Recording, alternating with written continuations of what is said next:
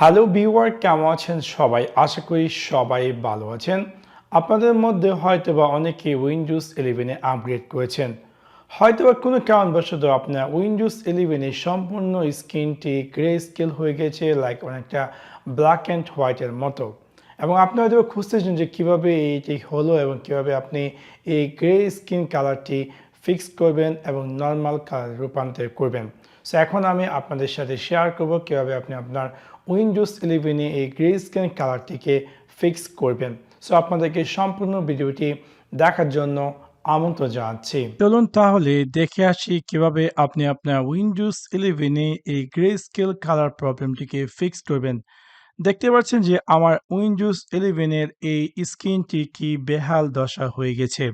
হয়তোবা কোনো কারণবশত কোনো একটি ক্লিকের মাধ্যমে আমার এই উইন্ডোজ 11 এর এই গ্রে স্কেল কালার হয়ে গেছে। হয়তোবা আপনাদেরটিও এরকম হয়েছে এবং আপনি চাচ্ছেন যে কিভাবে এই ইস্যুটি ফিক্স করবেন। এটা একটি সিম্পল এবং ইজি একটি স্টেপের মাধ্যমে আপনি চাইলে এই সিস্টেমটিকে পুনরায় নরমাল পজিশনে নিয়ে যেতে পারেন। সেই কাজটি করার জন্য আপনি আপনার উইন্ডোজ 11 এর স্টার্ট মেনুতে গিয়ে রাইট ক্লিক করুন অ্যান্ড দেন ক্লিক করুন সেটিংস। সেটিংসে ক্লিক করার পর এরকম একটি স্ক্রিন দেখতে পারবেন এবং বাম দিকে আপনি পেয়ে যাবেন অ্যাক্সেসিবিলিটি।